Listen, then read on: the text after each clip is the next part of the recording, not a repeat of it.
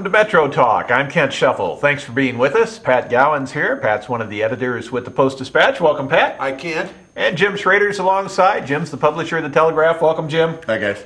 Jim, we've wrapped up the legislative lame duck session. Still no pension reform.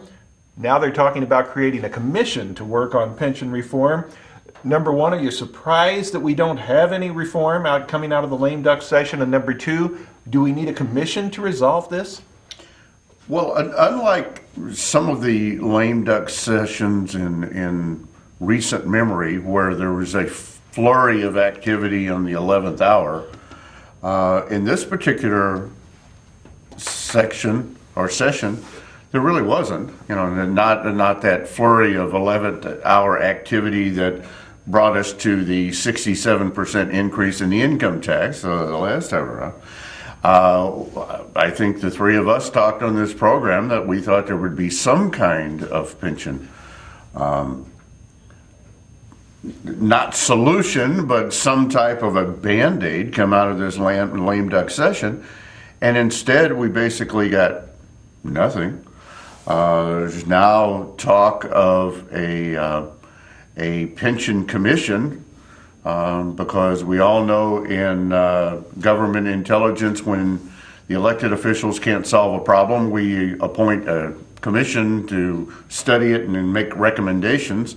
And of course, we get a chance to look at those recommendations and decide whether or not we're going to act on them.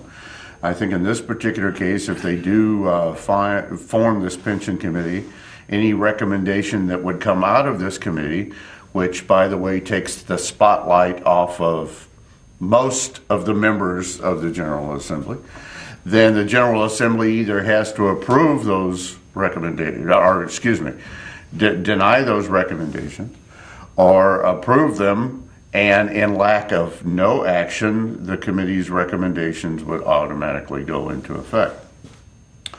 I thought if there was any way there was going to be any legislation in last session, it would be in the lame duck session.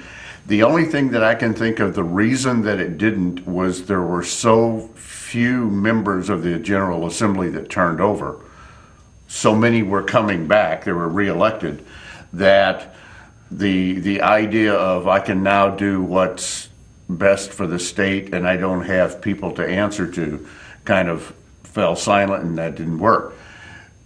What we still have, because there was no action, is a $96 billion unfunded or deficit in the pension system, and growing by $17 million a day in accrued interest and increased obligations. And I don't think we're any closer to any type of a solution than we were 5 months ago. Pat, no solution in the lame duck session. Now lawmakers are talking about creating a pension commission to deal with the issue. Are you surprised that there was no solution? Is a commission the way to go? Nothing that happens in Springfield will ever surprise me. The logic, of course, with the lame duck session is that people who might not have to run for re-election might be bolder in what they do. Those who are leaving the legislature. That's how we got the income tax increase, was in a lame duck session. It has worked before. Why shouldn't it work again? But I'm flabbergasted in a way at the idea of creating a commission saying, you have the power to make this happen unless I stop you. I mean, I'm the one as a legislator elected to make a decision, but I'm going to abdicate that decision to someone no one elected and say, well, if I stop you, then it won't become law, but otherwise it will. I don't understand why that's even legal. It doesn't really make any sense. The lawmakers are among the best paid legislators in the country. They're part-time, but the basic pay is about $67,000 a year, and most of them get committee perks and things that go beyond that. They have a pension so good, that a third of the people in the legislative pension system make more money now on their pensions than they ever made when they were active in government. Think about that. Chicago Tribune reported that last May. A third of them make more now than they did when they were in office from their legislative pensions. These people are very well compensated to make these kinds of decisions and to take the risks that go along with them. And it's reasonably disgusting to see that they still can't get anything done. They've got veto-proof majorities in the House and Senate. I say they, I mean the Democrats. They have a governor who's a Democrat. The Democratic Party is so under the gun for this. If you can't fix it under these circumstances, where there is no divided government, then I don't know how you ever make a pitch to be reelected. You know, maybe they ought to all leave and let a Republican majority take a crack at it, because if they can't fix it, then it's going to look like the Democrats can't do anything.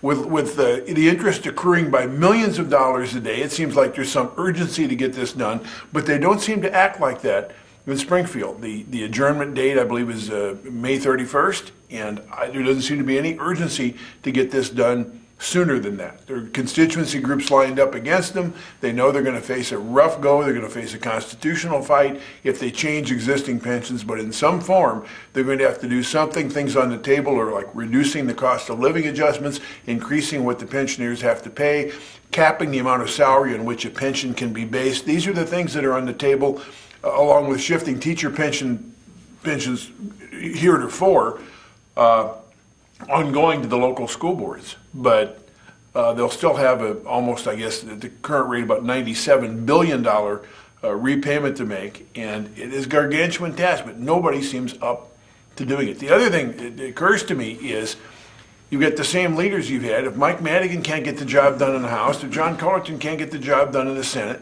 then maybe somebody else ought to lead those chambers. And maybe the members ought to recognize that if they can't get it fixed, maybe they ought to elect new leaders. That's up to them. We have no accountability as voters, not being in Cullerton's district or in Madigan's district. We can't turn them out, but we can turn out the people, the Democrats, if we're a Democrat district, who have voted them into positions of power. Maybe that is an answer somewhere. Somebody's got to get this thing going. There was an interesting twist there. You mentioned that the proposal to tax, or I shouldn't say tax, but the proposal that would have the local school districts, the local bodies covering the pension costs was taken off the table. But now House Speaker Michael Madigan says it'll be back on the table in the new session and considered with everything. Is that one of the reasons this died? Is because he didn't like the fact that it did not include the local units taking care of those pensions? You know, it might have died for that reason, but also consider this. One of the big arguments against it is in rural areas, landowners pay by the amount of land that they have, not by the number of kids they have in school. And they tend to be Republicans. The opposition to the local tax, well, nobody wants to increase the local tax. I think the strongest component of an opposition to a local tax to fund teacher pensions would come from the Republican side, and the Republicans don't have much voice in Springfield now. So if the Democrats want to ram this through, that might be the right time to do it. I don't think that's going away. I don't think any of the other things I mentioned are going away. In some fashion, they seem to be the only real answers to solving a problem. And I feel sorry for the people with pensions, people like yourself with the community college system, like my wife, in the teachers' retirement system in Illinois. They were robbed. They were robbed by legislators who didn't fully fund the pension system for years and years and years. But that does not solve the question of where do we go from here. We need to take a break. We have more Metro Talk right after this. Hi, I'm Audrey LaCasey, and I'm from Alton, Illinois. I love music, and that's why I came to Lewis & Clark. It's been an amazing experience here at Lewis & Clark, working with students that are so talented, coming from all over the area, and they work so hard to follow their dreams. The music faculty at Lewis & Clark they're fantastic, and they're there every step of the way to push you to follow your dreams. One of the unique opportunities that I have had at Lewis & Clark is being able to record my own music with a fellow student here. Being able to record our music has opened doors for us in the music industry. My long-term goal is to finish here at Lewis & Clark and then to transfer to a four-year school and finish my degree in music performance. I would recommend Lewis & Clark to another student because it is definitely a great place to get started and it can open so many doors for you. Up, college is hard. Down, those books are heavy. My sport is football, but my passion is education. Right up here. So every year I take promising high schoolers on a college tour Lights there, darks there. to show them that higher education means a brighter future.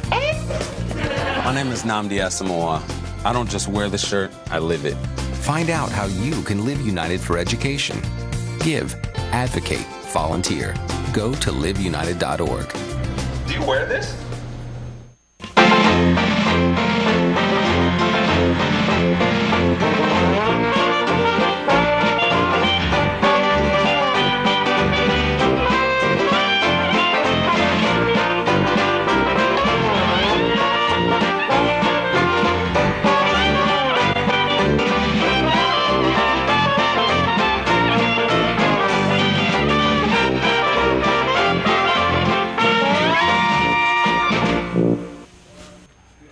You're watching Metro Talk. I'm Kent Shuffle. Jim Schrader and Pat Gowan are here. Pat, the number of asbestos cases filed in Madison County in 2012 reached 1,563. That's more than 600 more as compared to 2011. The group calling itself the Integrity of Madison County's Court System says that's not a problem because only 4 cases in the last 5 years have actually gone to trial. Is it a matter of concern that so many asbestos cases are being filed in Madison County? And is it a concern that only 4 have gone to trial in the last 5 years? I think everybody's eyes glaze over when you say asbestos cases in Madison County in the same paragraph. The county is effectively running a big arbitration service between the people who will make claims against the asbestos makers and the defendants who know they're going to pay something and the only issue is going to be how much. And I think it's a money maker for the county for the most part. You've got one judge assigned to it who handles an astronomical amount of cases because they're almost all settled. They're settled because both sides can reach some kind of accommodation without demanding a trial. By some measures in court, that is success. If you and I go to court and with a grievance and we're able to reach an agreement without a jury and without a judge and without going through the pains of a trial, generally that is considered a success. So I guess you could say the asbestos docket is remarkably efficient. I don't know how many trials out of 1,600 or 1,563 ordinarily in other areas would go to trial, but it's probably more than 4 of them out of that bunch. So you can argue that this is a success. I feel like we're like a success. I feel like we're just sort of beating this horse to death in an attempt to discredit the judiciary of Madison County, an attempt to go after the Democrats and the money that is behind them. There are several sort of pockets in the country that have become magnets for asbestos litigation. You've got defense and plaintiffs firms that have built up around this as a sort of cottage industry. These cases are going to be handled somewhere, somehow, anyway. I'm pretty tired of it. I feel like I'm constantly having smoke blown over me about this, but I never really see much flame. Smoke was a different suit in Madison County. Jim, but it was light smoke. There you go. 1,563 asbestos cases in 2012. That's 600 more than 2011. Is there a concern that so many asbestos cases are being heard in the county? Well, as Pat pointed out, we're talking in this question primarily about asbestos or asbestos suits, which Madison County has gotten to be kind of the targeted jurisdiction for a lot of these firms nationwide that want to sue, or rephrase that, want to file a suit, for compensation in asbestos-related cases. The vast majority of these attorneys know that this is never going to go to trial. But part of the reason that Madison County has grown to be kind of the asbestos capital is early on there were some very large awards made as compensation in these asbestos cases. And they were always in a jury trial. Okay. The area was kind of blue collar, was Democratic, and those evil employers poisoned you with this asbestos, so therefore it's only insurance money and we're going to give you a lot of money. So now these trial lawyers are saying, if we threaten a lawsuit in a Madison County court, the manufacturer is going to say, it's going to cost us $500,000 to defend this because we're going to have multiple lawyers. We're going to have to bring in people from all over. We're going to have to defend ourselves. Then we're going to sit before this jury, and who knows what the award is going to be to our poor plaintiff here, who's sitting there with oxygen tubes up his nose, or he's already passed away. We'll be better off just to go ahead and settle. And that's why there's only 4 of them, and frankly, I was surprised that 4 of them actually made it all the way to trial. What it does not say in that 4 going to trial is whether or not they were decided in court, or, as a lot of times happens, they get 2 or 3 days into the trial, and the 2 attorneys kind of get together out in the hall and say, hey, we've got a settlement offer here, and we can go in and move to have the case dismissed because we reached an out-of-court settlement. So just the fact that it started to trial doesn't mean it was decided in a trial and it was ultimately finished in a decision. By the way, it's not uncommon for this to happen in lots of types of insurance cases. In wrongful death claims and insurance cases, there are lots of suits filed. Most of them never go to trial. We need to take another break. We have more Metro Talk after this. Hello and welcome to another edition of the Lewis and Clark Minute. Today we're going to be talking with Michelle Singley about the dental hygiene program. Dental hygiene students learn a variety of treatment skills when they're enrolled in the program at Lewis and Clark. For example, students learn to take a thorough medical history, to perform a head and neck assessment, including an oral cancer screening, and to assess the gum tissue, teeth, and bone of their patients. The students also take dental x-rays, perform dental cleanings, place dental sealants to prevent cavities, and treat the patient's teeth with fluoride or fluoride varnish. Dental hygiene students also teach others to take good care of their teeth with oral hygiene aids such as brush and floss. Our Gina the giraffe puppet is one of the students' favorites. We take her out to the schools to teach the kids good oral habits. For more information about the dental hygiene program, call us at 468-4413 and you can meet Gina. This has been your Lewis and Clark Minute.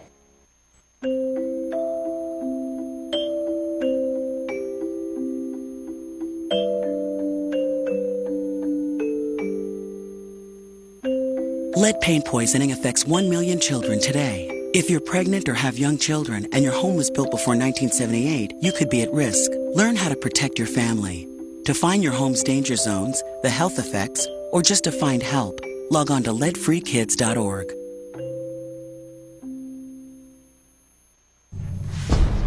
Bring out the action hero in you.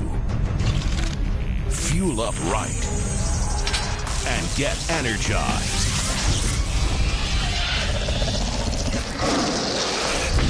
Be part of the greatest action movie ever. The first movie that puts you in the action. Show us how you train and eat like an action hero. Join in at actionheroalliance.com. You're watching Metro Talk. I'm Kent Shuffle. I'm here with Jim Schrader and Pat Gowan. Jim, lawmakers in Springfield are considering a bill that would give Governor Quinn the authority to cut up to 1,900 union jobs. Originally, that bill called for 3,400 cuts. Been negotiated down to 19 now. Should Governor Quinn be given the power to make those cuts? Should he have been given the power to make 3,400 cuts?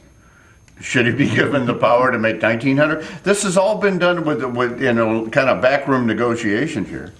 The same union folks that primarily voted many of these leaders into power, which is why we have Democratic majority in the House, in the Senate, and a Democratic governor, are now screaming, saying, you can't cut our AFSCME jobs, you can't cut our union jobs. Many of these jobs that you're talking about cutting from the union rolls are ostensibly management jobs, where we have union member Pat Gowan is the direct boss of union member Jim Schrader, and the thought by some members of the staff in Springfield, and the governor including, is that union member manager can't really effectively manage that union member, his subordinate, and so therefore that management position shouldn't be a union position.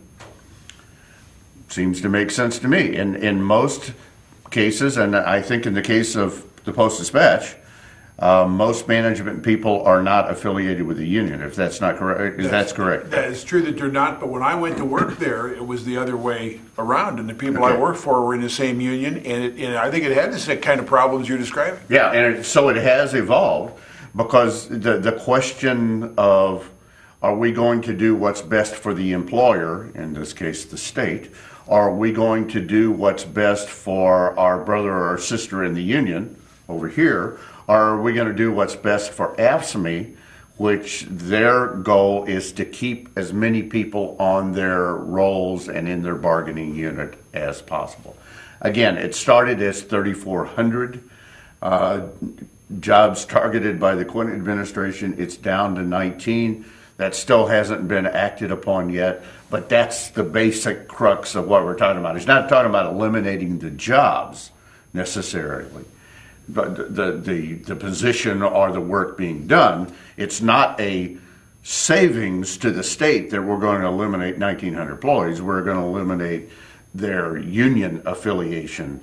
I mean, it would be great if we were talking about saving the money for 1,900 or 3,400 employees, but we're talking about eliminating their union affiliation, and we'll see what ultimately happens. Pat, would it be a good idea to eliminate those union positions? Governor Illinois had, who slipped into obscurity now and hardly anybody remembers him, Rod Blagojevich, managed to freeze the pay of a lot of managers and scared them to death in other ways, and they rushed to join unions. And we now have a situation where prior to this, 96% of the state's employees are in one union or another. 96%. That would be one manager for every 24 people. And I don't know very many organizations that have one manager for 24 people. And as Jim pointed out, when I went to the Post-Dispatch, my bosses, I had several bosses on the city desk, and I think 3 of the 4 of them, and they all did the same things, like 3 of the 4 of them were in a union and one wasn't, because they negotiated only a certain number of exemptions with a union. They didn't have enough. And speaking as someone who's now a manager and union exempt, I'm supervisor, it works better this way. It doesn't really make a whole lot of sense that way, even though we don't have a lot of contention at the Post-Dispatch. So I can understand why Governor Quinn saw the need to modify this to bring those numbers back into better alignment. And I don't think this has been a highly controversial thing. I think the union is loath to lose a single member, and some of these people probably don't want the jeopardy of leaving the union, but common sense of management suggests that this, on its face, seems to make sense. Jim, we've got the new lawmakers sworn in now in Springfield. And sworn at. Okay, I'm sorry. 3 of those lawmakers are charged with crimes at this point. One is charged with bank fraud. One was arrested at an airport with a gun found in his bag. One's facing criminal charges. Is it a problem that we have 3 lawmakers facing charges at this point? I think the motto on the state seal is don't do as I do, do as I say. We pass the laws and we ignore them. And it's I mean, if you look at Illinois politics, this is not particularly uncommon. I mean, we had one representative in this election that had been removed from the House because he's been charged with a felony. He was censored and removed from the House, and he was duly reelected, and by the voters in his district. We had individual Jesse Jackson Jr. Now this is, a U.S. representative, but hadn't been to the office in 7 months, has been diagnosed with bipolar disease, allegedly. Was dutifully reelected, and 1 week later stepped down. So that now we have to, that area has to spend $2 million or something on a special election to refill the seat. This is not uncommon in the state of Illinois. Unfortunately, there are other places where it happens too. But it's not uncommon in the state of Illinois to have somebody charged with something and reelected. It's not uncommon necessarily nationwide. I always think of the case of the mayor of Washington, D.C., Marion Barry, who was caught in a sting for heroin, I believe, heroin or cocaine. It was like, okay, no harm, no foul, turn the other cheek and reelect him. So I don't like it. It seems to me that many of these elected officials, when they are caught or when they are charged with something, end up getting a slap on the wrist, and it's not as ruinous to their careers as it would be to one of ours, or they may not be punished as hard as one of us might be punished for the same crime. But no, it doesn't surprise me in this state. Pat, 3 sitting lawmakers now are charged with crimes, 2 representatives, a senator. Is there a problem with this? Well, if they went to prison, if they weren't there, who would notice? It doesn't really matter to anything that I can see. 3 of them, all Democrats, all from Chicago. Don Trotter, a security guy who happens to have a pistol in his bag when he goes through security at O'Hare Airport, says it was an oversight. They don't take a very good view of that. It was enough that Trotter has backed out of contention to replace U.S. Representative Jesse Jackson Jr. in the vacancy that Jackson left behind. So what will happen to Trotter? I'm not sure. LaShawn Ford, legislator, took a line of credit that was supposed to be used for some building rehabilitation, and he used it for other purposes, as I understand, including his campaign, according to the allegations that are pending against him. And again, he will lose, like the others, upon conviction, he would lose his office. Derek Smith is my favorite. We've talked about it a little more in the show. Derek Smith had never been elected. He was appointed to a vacancy to be a state representative when he was charged with essentially bribery for trying to shake down for an applicant for a federal grant by writing a letter for them. I think he wanted to get $5,000 out of it. The feds indicted him. The House threw him out by a vote of the members. He ran for election for the first time after that and was, in fact, reelected. And now they have to take him back because under the House rules, you can only throw somebody out once for the same reason. So again, he would lose his job if he's convicted, but they otherwise are stuck with the guy. There are 3 people out of 177. It won't make a lot of difference. That's going to do it for this round of Metro Talk. Thanks for being with us. I'm Kent Sheffel. Pat Gowan, one of the editors with the Post-Dispatch, has been here, along with Jim Schrader, the publisher of the Telegraph. We'll see you next time.